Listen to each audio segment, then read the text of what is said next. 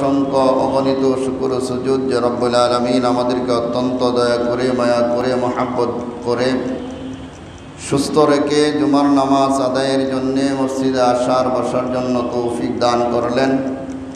সেজন্য সেই মহান স্রষ্টা সৃষ্টিকর্তা রব্বুল আলামিনের দরবারে মুসলমান হিসাবে ইমানের আওয়াজকে উঁচু করে কালিমাতু শুকুর আদায় করে সকলেই বলি আলহামদুলিল্লাহ।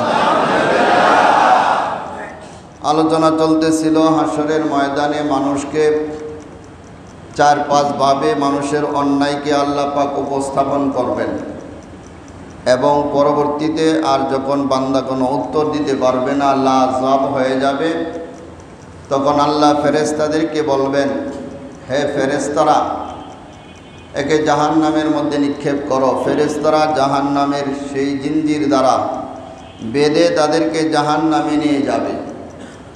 সেদিন মানুষ আক্ষেপ করে বলবে, হায় আফসোস, দুনিয়ার মধ্যে যদি আমরা আমাদের যারা হযরত উলামায়ে কেরাম ছিল তারা যেভাবে আমাদেরকে দিক নির্দেশনা দিয়েছিল সেই কথা যদি আমরা মানতাম, হাক্কানি পীর মাশায়েখ যেগুলি যেভাবে আমাদেরকে দিক নির্দেশনা দিয়েছিল সেটা যদি আমরা মানতাম, তাহলে আজকে আমরা জাহান্নামের মধ্যে নিক্ষিপ্ত হতাম না।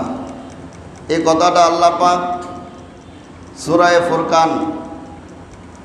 ফুরকানের 25 নম্বর আয়াতের মধ্যে আল্লাহ পাক উল্লেখ করেন, আল মুলকু ইয়াউমাইযিনিল হাক্কু লির-রাহমান ওয়া কানা ইয়াওমান আলাল কাফিরিনা আসীরা। আল্লাহ পাক বলেন, আল মুলকু ইয়াউমাইযিনিল হাক্কু লির-রাহমান, যেদিন সত্যিকার রাজত্ব হবে আল্লাহ। সত্যিকার রাজত্ব কার হবে? আল্লাহ। এখন হাসরের ময়দানে আল্লাহ পাকের সত্যিকার রাজত্ব হবে, একথা বললেন কেন? দুনিয়ার মধ্যেও তো রাজত্ব আল্লাহরই নাকি? তাহলে হাসরের ময়দানের কথা কেন বললেন? এটার উদ্দেশ্য হলো, দুনিয়ার মধ্যে আল্লাহ কিছু মানুষকে সামান্যতম ক্ষমতা দিয়েছে, সামান্যতম কিছু ক্ষমতা দিয়েছে, কিন্তু হাসরের ময়দানে আর কারো কোনো ক্ষমতা থাকবে না, বাহাদুরি থাকবে না। সেদিন একমাত্র ক্ষমতা হবে আল্লাহ। সেদিন আল্লাহর ক্ষমতা ছাড়া আর কারো ক্ষমতা থাকবে না। দুনিয়ার মধ্যে মানুষকে আল্লাহ পাক কিছু কিছু ভূখণ্ডের কিছু ক্ষমতা আল্লাহ পাক দিয়েছে। এই জন্য হাসরের ময়দানের কথা বিশেষ করে খাস করে উল্লেখ করে বলেন, হাসরের ময়দানে একমাত্র শুধুমাত্র ক্ষমতা হবে আল্লাহর হাতে, ক্ষমতা থাকবে, আর কোনো মানুষের হাতে কি থাকবে না? ক্ষমতা থাকবে না। আল মুলকু ইয়াউমাইযিনিল হাক্কু লির-রাহমান ওয়া কানা ইয়াওমান আলাল কাফিরিনা আসীরা। কাফেরদের পক্ষে দিনটি বড় কঠিন হয়ে যাবে, গুনাহগারের পক্ষে দিনটি বড় কঠিন হয়ে যাবে। নেককারেরা আল্লাহর আরশের ছায়ার নিচে চলে যাবে, আর যারা গুনাহগার থাকবে হাসরের ময়দানে পেরেশান হয়ে যাবে। সূর্যের তাপে মাথার মগজটা বাতের ফেনার মতো উতলাইতে থাকবে। সেদিন ওই দিনটা হবে গুনাহগারের জন্য বড় কঠিন। ওয়া কানা ইয়াওমান আলাল কাফিরিনা আসীরা। সেদিন গুনাহগারের জন্যে, কাফেরদের জন্যে, নাস্তিকদের জন্যে দিনটি বড় ভয়াবহ কঠিন হবে। ওয়া ইয়াওমা ইয়াউযু যালিমু আলা ইয়াদাইহি ইয়াকুলু ইয়া লাইতানি ইত্তাখাযতু মা'আর রাসূলি সাবিলা ইয়া ওয়াইলাতা লাইতানি লাম আত্তাখিয ফুলানান খলিলা। আয়াতের শানে নজুল হলো একজন মক্কার বড় সম্মানী মানুষ, কাফেরদের পক্ষেও বড় সম্মানী ছিল। এই সম্মানী মানুষ উকবা ইবনে আবু মুঈত, তিনি ব্যবসা করতেন। তার একটা অভ্যাস ছিল, ব্যবসা থেকে এসে ওই মক্কার সমস্ত গণ্য মানুষদেরকে দাওয়াত করতেন, দাওয়াত করে খাওয়াতেন। এই উকবা ইবনে আবু মুইত সবাইকে দাওয়াত করল। উকবা ইবনে আবু মুইতকে একজনে পরামর্শ দিল, উকবা ইবনে আবু মুইত, তুমি যত মানুষকে খাওয়াও না কেন, বিশ্ব নবীকে যদি তুমি না খাওয়াইতে পারো, তোমার সেই মেহমানদারির কোনো দাম নাই। কারণ মক্কার মধ্যে সবচাইতে সম্মানী মানুষ হলো বিশ্ব নবী। বলল যে তুমি যতই মেহমানদারি করো, যদি তুমি বিশ্ব নবীকেই দাওয়াত না করো, তাহলে তোমার সেই দাওয়াতের কোনো মূল্য নাই। এখন দেখবেন বিভিন্ন জায়গার মধ্যে দাওয়াত দেয়। আমাদের হাক্কানি মসজিদের কথা ভিন্ন। বাহিরে মহল্লার যে মসজিদগুলো আছে, এই মসজিদগুলোর মধ্যে যদি সবাইকে দাওয়াত দেয়, মেহমানদারির দাওয়াত, ইমাম সাহেবকে যদি দাওয়াত না দেয়, তাহলে এই মহল্লার সমস্ত মানুষই বলে তোর মতন ব্যাককেল আসেনি, সবাইরই দাওয়াত দিছ, মসজিদের ইমাম সাহেবেরই দাওয়াত দিছ না, তো তোমার এটা দোয়া করবো কেন, আর তোমার এই দাওয়াতের তো কোনো মূল্য নাই। কথা বলেন ঠিক নেই? তো সবাই বলল বিশ্বনবীকেই তুমি দাওয়াত দিলা না। সারা আরবের মধ্যে যার প্রশংসা সবচেয়ে বেশি, যিনি কাফেরেরাও যাকে আল আমিন উপাধি দিয়েছে, তাকেই তুমি দাওয়াত করতে পারো না, তাকেই তুমি খাওয়াইতে পারো না, তোমার এই দাওয়াতের কোনো মূল্য নাই। উকবা ইবনে আবু মুইত চিন্তা করলেন, কথা তো ঠিকই আছে, কত মানুষ আমার দাওয়াতের খানা খায়, কিন্তু একটা সৎ মানুষ, ভালো মানুষ, আল আমিন যাকে কাফেরেরা খেতাব দিয়েছে, তাকে খাওয়াইতে পারি না, তাহলে আমার সেই দাওয়াতটাই বেকার চলে গেল। উকবা ইবনে আবু মুইত বিশ্ব নবীর দরবারে চলে গেলেন। বিশ্ব নবীকে বললেন, উকবা ইবনে আবু মুইত বিশ্ব নবীকে দাওয়াত করলেন, হে বিশ্ব নবী, আমি ব্যবসা বাণিজ্যের পরে বাড়িতে এসে মানুষদেরকে দাওয়াত করে খাওয়াই, আপনাকেও দাওয়াত দিলাম, আমার বাড়িতে দাওয়াতে যেতে হবে। বিশ্বনবী দাওয়াত গ্রহণ করলেন।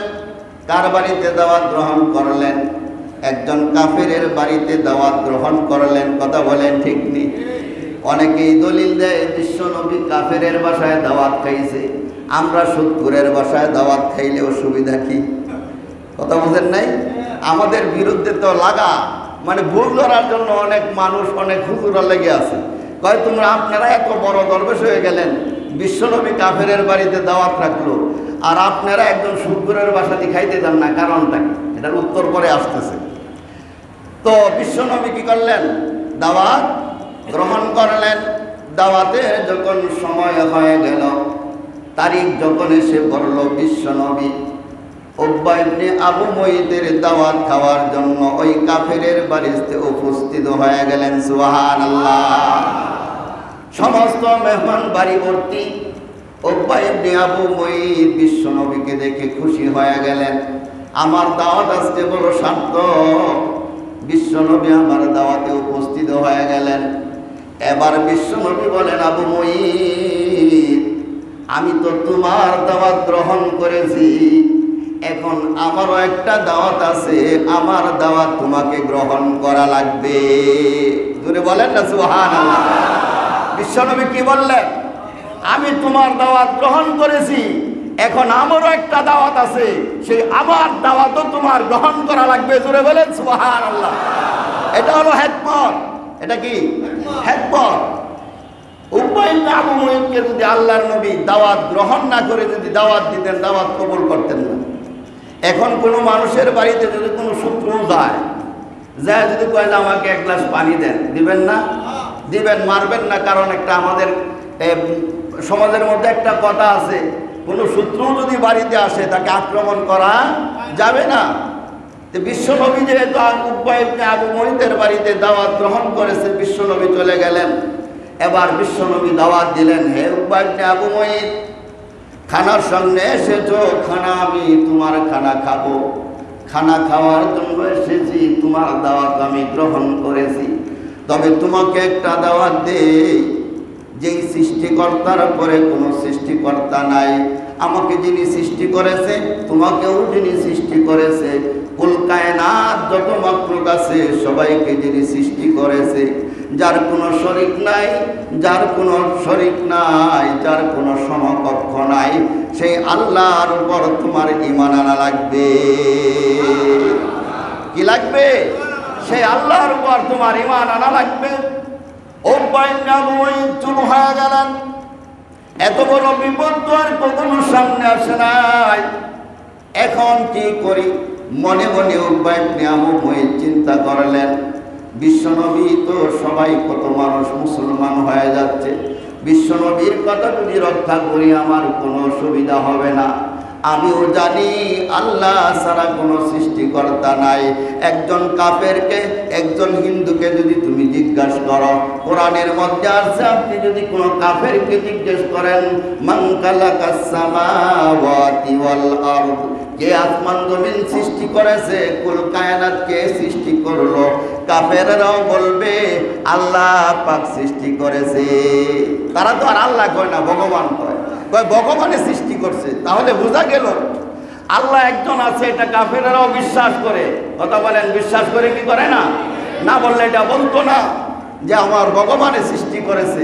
এই কথাটা আল্লাহ পাক কোরআনে উল্লেখ করেছে। তুমি যদি কাফেরদেরকে জিজ্ঞেস করো, মান খালাকাস সামাওয়াতি ওয়াল আরদ, এই আসমানকে সৃষ্টি করেছে, জমিনকে সৃষ্টি করেছে, তারা বলবে এটা আল্লাহই সৃষ্টি করেছে।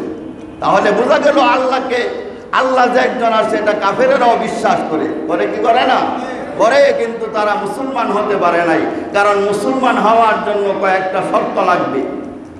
এবার উকবা ইবনে আবু মুঈত চিন্তা করলেন, আমরাও জানি আল্লাহ ছাড়া কোনো মাবুদ নাই, বিশ্বনবী শেষ নবী, তারপরে কোনো নবী নাই, নবীর পরে কোনো নবী নাই, বিশ্বনবীর পরে কোনো নবী নাই, আল্লাহর সাথে কোনো শরীকদার নাই। উকবা ইবনে আবু মুঈত বললেন, ইয়া রাসূলুল্লাহ, ইয়া হাবিবাল্লাহ, আমি আপনার দাওয়াত গ্রহণ করলাম, আমাকে পড়িয়ে দেন লা ইলাহা ইল্লাল্লাহু মুহাম্মাদুর রাসূলুল্লাহ। উকবা ইবনে আবু মুঈত মুসলমান হয়ে গেল। এবার বিশ্বনবী মনের আনন্দে খানা খেতে শুরু করলেন। খানা খাওয়ার শেষ, উকবা ইবনে আবু মুঈত থেকে বিদায় নিয়ে চলে গেলেন। উকবা ইবনে আবু মুঈত মুসলমান হয়ে গেলেন, কিন্তু কপালে যদি খারাপি থাকে, ঘুরে ঘুরে সেই খারাপি চলে আসে। উকবা ইবনে আবু মুঈতের আর একজন বন্ধু ছিল, উবাই ইবনে খালদ। কি বন্ধুর নাম? উবাই ইবনে খালদ তার বন্ধু ছিল।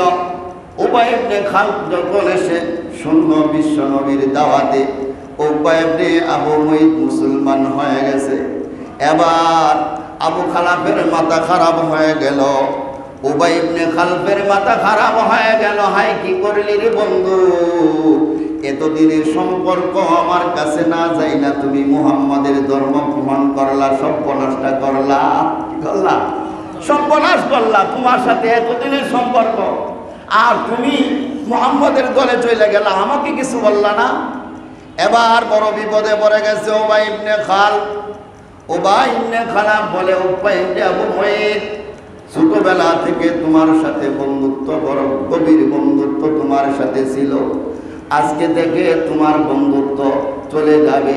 তবে একটা অপশন তোমার জন্য আছে, মুহাম্মাদের কালেমা যদি তুমি ছেড়ে দাও, আবার যদি পূর্বের মতো তুমি বেদিন হয়ে যাও, আমি তোমার বন্ধু থাকবো, নয়তো তুমি মুহাম্মদ নিয়ে থাকো, আমি তোমার বন্ধু থেকে আজকে থেকে আমি পরিত্রাণ করলাম, তোমার বন্ধু আর থাকবো না, আজকে থেকে তোমার বন্ধুত্ব ভঙ্গ করে দিলাম।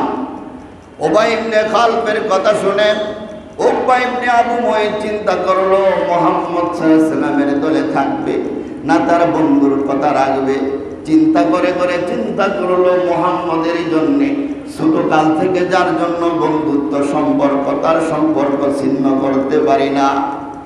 উকবা ইবনে আবু মুঈত বলল, দোস্ত চিন্তা করো না, মুহাম্মদের কথায় আমি কলমা পড়েছি, আজকে থেকে সেই কলমা আবার ফেরত দিয়ে দিলাম, আল্লাহর উপর সেই বিশ্বাস সেই বিশ্বাস ছেড়ে দিলাম, মুসলমানিত্ব ছেড়ে দিলাম, আবার নাস্তিক হয়ে গেলাম। উকবা ইবনে আবু মুঈত আবার নাস্তিক হয়ে গেল। কি হয়ে গেল? নাস্তিক হয়ে গেল। এবার তার বন্ধুর মন রক্ষা করলো, সে আবার কাফের হয়ে গেল। আল্লাহ রাব্বুল আলামিন বলেন, ওয়া ইয়াউমা ইয়াউযুল যালিমু আলা ইয়াদাইহি ইয়াকুলু ইয়া লাইতানি ইত্তাখাযতু মা'আর রাসূলি সাবিলা। হাসরের ময়দানে এমন হাজারো কোটি মানুষ থাকবে, বন্ধুত্বের কারণে নামাজ ছেড়ে দিয়েছে, বন্ধুত্বের কারণে হক দরবার ছেড়ে দিয়েছে, বন্ধুত্বের কারণে নামাজ ছেড়ে দিয়েছে, বন্ধুত্বের কারণে খারাপ বন্ধুত্ব থাকার কারণে লোকটা যাকাত দিত, বন্ধু কই আরে যাকাত দিয়া মানুষকে খাওয়াইয়া লাভ কি, যাকাত দিও না, যাকাত ছেড়ে দিয়েছে। এমন অনেক বন্ধু আছে পৃথিবীর মধ্যে, হজ করে বন্ধু কই আরে হজ করে টাকা পয়সা খরচ করে লাভ কি হবে, হজ করার প্রয়োজন নাই। বন্ধুর কারণে হজ করতে পারে না, বন্ধুর কারণে নামাজ পড়তে পারে না। আরেক বন্ধু যায় বলে, বন্ধুরে মৌলবীরা কত কিছু বলবে, তাই জন্য কি সারাদিন না খায়া থাকা লাগবে? এটা তো গরিবদের কাজ, না খায়া থাকা লাগবে না, রোজা করার প্রয়োজন নাই, আমিও তো রোজা করি না। পটাইয়া পাটাইয়া বন্ধুকে রোজা রাখতো, ওই বন্ধুরাকে রোজা ভাঙ্গাইছে, এরকম আছে না নাই? হাজারো মানুষ হাসরের ময়দানে বন্ধুর কারণে জাহান্নামে যাবে। আল্লাহ বলেন, সেদিন হাসরের ময়দানে ওই বন্ধুদের কারণে যারা নেকের পথ থেকে ফিরে গিয়েছিল, হাসরের ময়দানে তাদের আঙ্গুল কাবাইতে চাবাইতে ফেতা ফেতা করে ফেলবে। কি করবে? নিজের আঙ্গুল চাবাইয়া চাবাইয়া ফেতা ফেতা করে ফেলবে, খবর থাকবে না। ঘুমের মধ্যে স্বপ্নে বাবার দরবারে যাইয়া তাবারক খায়, সারা রাত্র তাবারক খাইছে, সকালবেলা দেখে খেতা আর কিছু নাই, খেতা সব চাবাইয়া খেতা ফেতা ফেতা করছে, কম্বল খায়া শেষ, মনে করছে বাবার দরবারে তবারক খাইতেছে। কি খাইতেছে? অনেক দরবারে মনে আছে না, বাবার দরবারে খালি তবারক খায়, হালাল আর হারাম যাচাই করে না, বাবার দরবারে গরু নিয়ে যায় আর জন্মের মতো খায়, মনে করতেছে বাবার দরবারে তবারক খাইছে, সারা রাত তবারক খাইছে, সকালবেলা দেখে কম্বল চাবাইয়া শেষ করছে। আল্লাহ বলেন, হাসরের ময়দানে ওই গুনাহগারেরা নিজের আঙ্গুল চাবাইয়া খাইবে, খবর থাকবে না। আঙ্গুল চাবাইতে চাবাইতে আঙ্গুলগুলি খেয়ে শেষ করবে, হাতের কবজি পর্যন্ত চাবে খেয়ে ফেলবে, আর বলতে থাকবে, ইয়া লাইতানি ইত্তাখাযতু মা'আর রাসূলি সাবিলা। ওই উকবা ইবনে আবু মুয়াইদ হাসরের ময়দানে বলবে, আরে আমার মতো কপাল পোড়া নাই, বিশ্বনবী দাওয়াত দিয়েছিল, সেই দাওয়াত আমি গ্রহণ করেছিলাম, মুসলমান হয়ে গিয়েছিলাম, আমার কপাল পোড়া বন্ধুর জন্য আমার আজকে দুর্গতির সীমা নাই। আমি যদি বিশ্বনবীর দাওয়াত গ্রহণ করেছিলাম, আর যদি সেই দাওয়াতটা আমি না ছাড়তাম, তাহলে আজকে আমি জান্নাতি হয়ে যাইতাম। কি কইবে? আমি জান্নাতি হয়ে যাইতাম, মা'আর রাসূলি সাবিলা। যদি আমি রাসূলের পথে থাকতাম, তাহলে আজকে আমার সেই দুর্গতি হতো না। এই জন্য হাসরের ময়দানে বলবে, ইয়া ওয়াইলাতা লাইতানি লাম আত্তাখিজ ফুলানান কালিলা। হায়, যদি আমার ওই অমুক বন্ধু না থাকতো। এখানে ফুলানান শব্দ কেন বললো? তাফসীরের মধ্যে উল্লেখ করে আল্লাহ পাক এই কথাটা বলতে পারতেন, লাম আত্তাখিজ ফুলান লাম আত্তাখিজ উবাই ইবনে খালফ। আমি যদি উবাই ইবনে খালফের বন্ধু না হইতাম, কিন্তু এখানে উবাই ইবনে খালফের কথা উল্লেখ করলেন না, ফুলান আর অমুকের কথা কেন বললো? হাসরের ময়দানে অনেক মানুষ থাকবে, তার বন্ধুর কারণে সে জাহান্নামে যাবে। সত্য দরবারের দাওয়াত পাওয়ার পরেও বন্ধুর কারণে বলে, আরে হাক্কানি দরবারে যাইস না, ওখানে গেলে সুদ খাওয়া যাবে না, ওখানে গেলে হারাম খাওয়া যাবে না, বড় লোক হওয়া যাবে না, 5 ওয়াক্ত নামাজের পরে বৈশা আড্ডা মারি, ওরা বৈশা আড্ডা মারে না, মসজিদের কতিফা পড়া লাগবে, এত কিছুর প্রয়োজন নাই, হাক্কানি দরবারে যাও না। হাসরের ময়দানে কিছু মানুষ ওই বন্ধুর কারণে সঠিক দরবার থেকে ফিরে যাবে। আল্লাহ বলেন, এজন্য পৃথিবীর মধ্যে হাজারো মানুষ থাকবে, বন্ধুর কারণে তারা সঠিক দরবারে যেতে পারবে না, বন্ধুর কারণে তারা নামাজে যেতে পারবে না, বন্ধুর কারণে এরা সুদখোর হবে, বন্ধুর কারণে ঘুষখোর হবে, বন্ধুর কারণে হারাম খাবে, বন্ধুর কারণে খুন করবে, বন্ধুর কারণে রাহাজারি করবে, বন্ধুর কারণে চাঁদাবাজি করবে, বন্ধুর কারণে জুলুম করবে, বন্ধুর কারণে সর্বপ্রকার অত্যাচার অন্যায় অবিচারের মধ্যে ডুবে থাকবে। আল্লাহ বলেন হাসরের ময়দানে এরা বলবে, হাইরে আমার বন্ধুর কারণে আজকে আমার এই অধপতন হয়ে গেল, আমাকে জাহান্নামে যাওয়া লাগতেছে। বুঝছেন ফুলানানের অর্থ? এজন্য আল্লাহ বলেন ফুলানান খালিলা, অমুক বন্ধুর কারণে আজকে আমার অধোগতি হলো। হাসরের ময়দানে ঠিক কত মানুষ কতভাবে পেরেশান হয়ে যাবে। হাইরে আমাকে তো সঠিক দাওয়াত দেওয়া হয়েছিল, প্রতি শুক্রবারেই তো সুদের বয়ান করা হয়েছিল, এরপরেও কেন সুদ খাইলাম? এরপরেও এই সুদখোরের সাথে বন্ধুত্ব করার কারণে এরপরে আমি সুদখোর হইলাম, বেনামাজির সাথে সম্পর্ক করার কারণে বেনামাজি হইলাম। আজকে হাসরের ময়দানে সেই লোকটা বলবে ফুলানান খালিলা, যদি অমুকের সাথে আমার সম্পর্ক না থাকতো, তাহলে ওই নামাজি ব্যক্তির সাথে যদি আমার সম্পর্ক থাকতো, তাহলে আমি নামাজি হয়ে যাইতাম। একজন আল্লাহওয়ালার সাথে সম্পর্ক থাকলে আমি আল্লাহওয়ালা হয়ে যাইতাম। কারণ বিশ্বনবীর সাথে উবাই ইবনে খালফের সম্পর্ক ছিল, যদিও সে কাফের ছিল, কিন্তু বিশ্বনবীর সাথে কি ছিল? সম্পর্ক ছিল। অনেক মানুষ আছে সুদখোর, তাই বলি কি আমার সাথে সম্পর্ক নাই? সম্পর্ক আছে, এবং সম্পর্ক রাখাটাও নাজায়েজের কিছু না। সম্পর্ক তার সাথে রাখতে হবে, কিন্তু এই সম্পর্কের মাধ্যমে তাকে গুনার কাছ থেকে বিরত রাখার চেষ্টা করা লাগবে। সম্পর্কের মাধ্যমে তাকে ঘুষ থেকে বিরত রাখার চেষ্টা করা লাগবে। সম্পর্ক রেখে সুদখোরকে সুদ থেকে বাঁচানোর চেষ্টা করা লাগবে। কথা বলেন ঠিক না? ঠিক না? তাহলে কি বলতাম? গুনাহকে ঘৃণা করতে হবে, গুনাহগারকে নয়।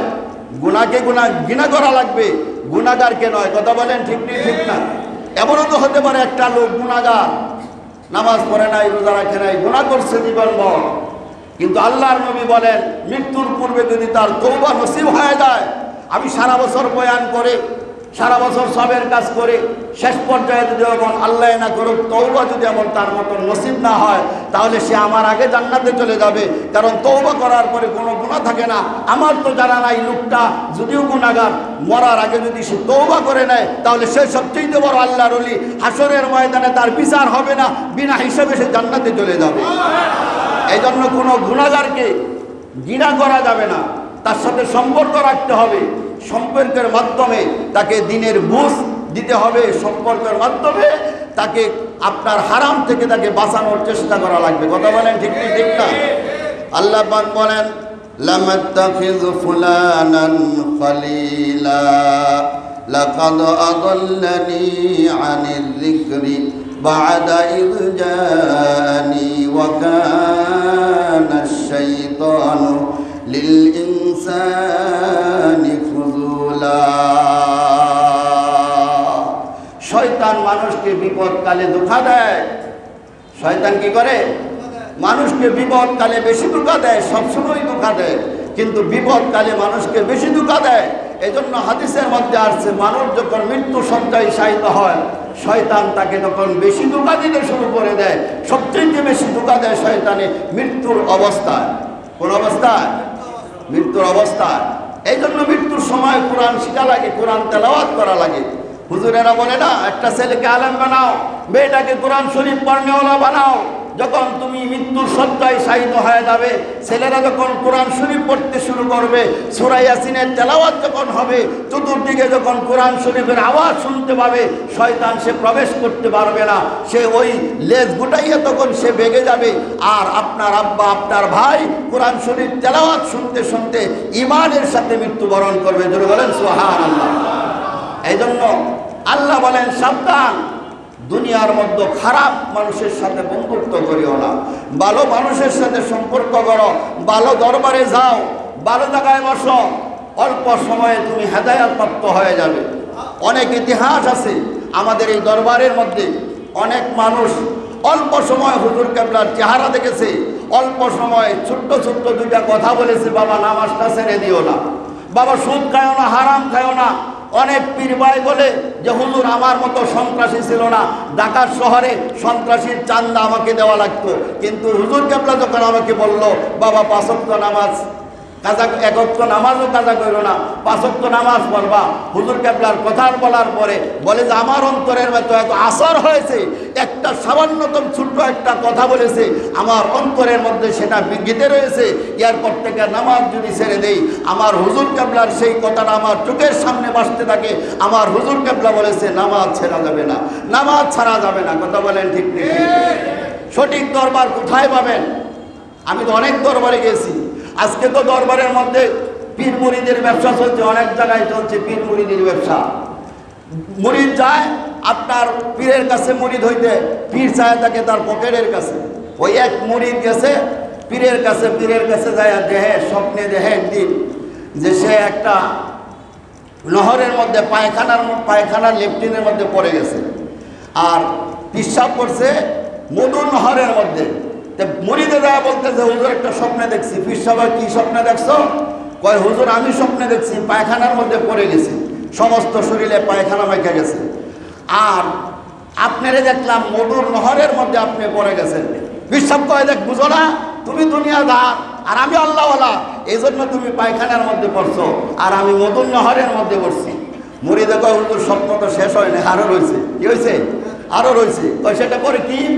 কয় আমি দেখলাম আপনি আমার পায়খানাগুলি চেটে চেটে খাচ্ছেন আর আমি আপনার শরীর থেকে মধুগুলি চেটে চেটে খাচ্ছি। সুবহানাল্লাহ বলবেন না? মুরিদে কি কয়? আপনি যে মধুর নহরে পড়ছেন, আপনার শরীর থেকে মধুগুলি আমি চেটে চেটে খাচ্ছি, আর আমি যে পায়খানার মধ্যে পড়ছিলাম ওই পায়খানাগুলি আপনি চেটে চেটে খাচ্ছেন। পিশাবে কয় বেয়াদব, এখন তো উচিত কথার মধ্যে হাত পড়ে গেছে না? উচিত কথা বন্ধু বেজার কথা বলে, বিলাই বেজার সান্নি নাই তো সুন্নি বেজার কথা বলেন, ঠিক নেই? ঠিক না?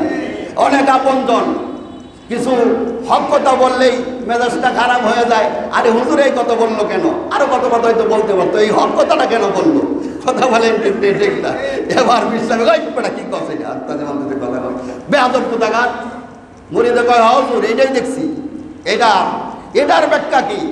এটার ব্যাখ্যা হলো পিশাব সে ওই মধু কথাগুলি মুরিদকে বলতেছে, কিন্তু সেই তার উদ্দেশ্য হলো এই পায়খানা, তার মানে হলো দুনিয়া।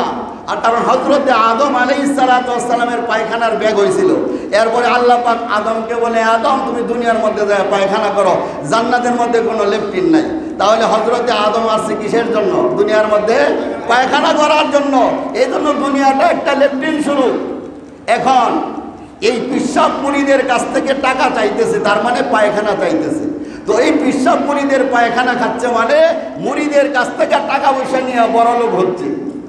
আর পিশাবের মধু মুরিদে খাচ্ছে মানে পিশাবের যারা কিছু আমাদের সমাজের মধ্যে বিভিন্ন রকমের পিশাব আছে। কিছু পিশাব আছে দরবারে গেলে কিছু টাকা পয়সাও নেয়, গরু টরু নেয়, আবার কিছু নামাজ টামাজের কথাও বলে, আবার কিছু পিশাব আছে নামাজের কথাও বলে না। খাইতে খাইতে পেটেরে আপনার ওই যে বিরাট বড় মটকার মতো বানাইছে। হেদের আবার একটা মাসলা সুবিধা। মাসলা কি? আমাদের দেশের মধ্যে কেউ কয় নাভির উপরে হাত বানবেন, আবার কেউ কয় নাভির নিচে হাত বানবেন, আছে না? বিভিন্ন দল আছে। তো এই পিশাবরা কয় আমাদের কোনো সমস্যা নাই, আমাদের দরবারে সবাই আইতে পারবে, কারণ আমার ওই মাসলা নিয়ে সমস্যা নাই। কেন সমস্যা নাই? আমি যখন হাত বাঁধি আমার ফেটের এত বড় ফেট, এই ফ্যাট বাঁধার কারণে আমার হাত আর নাভির নিচে যায় না। মানে হারাম খাইতে খাইতে ফ্যাটের এত বড় করছে। ফেসবুকে দেখেন এক পিশাব আছে, নাম বললে সবাই চিনবেন, বলার দরকার নাই।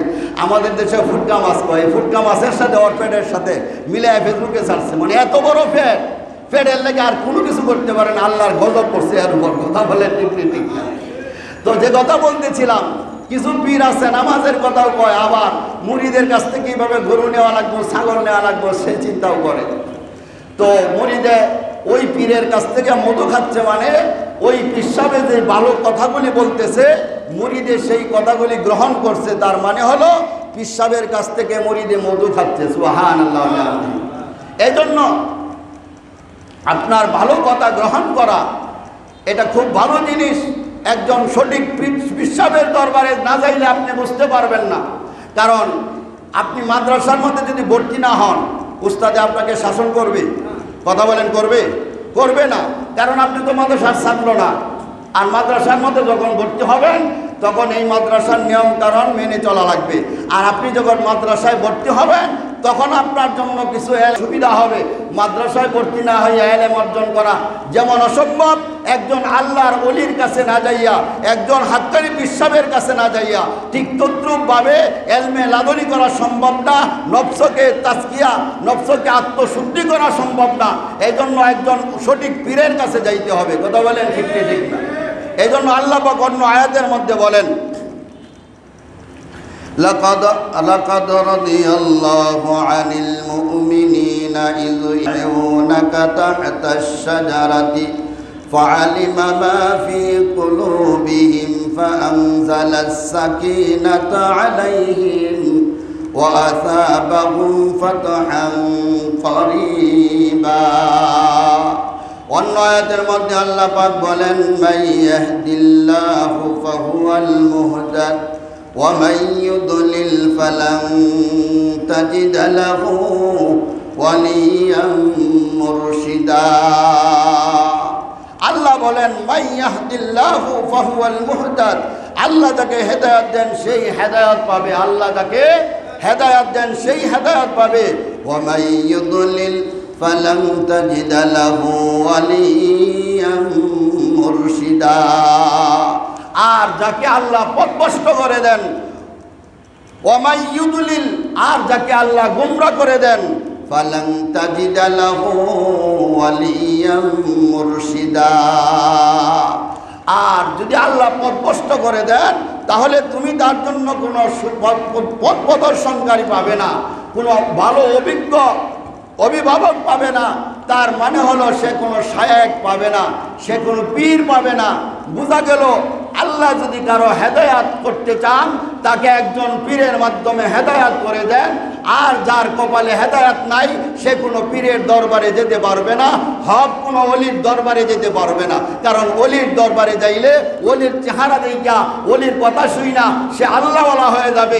আল্লাহ বলেন, ওয়ামান ইউদলিল ফালান তাজিদ লাহু ওয়ালিয়াম মুরশিদা, আর তার কপাল যদি কারো হয়, সে যদি গুমরাহ হয়ে যায়, সে কোনো মুর্শিদ পাবে না, সে কোনো অভিভাবক পাবে না, সে কোনো হক্কানি দরবার যাওয়া, হক্কানি দরবারে যাওয়া তার জন্য কোনোভাবেই সম্ভব হবে না।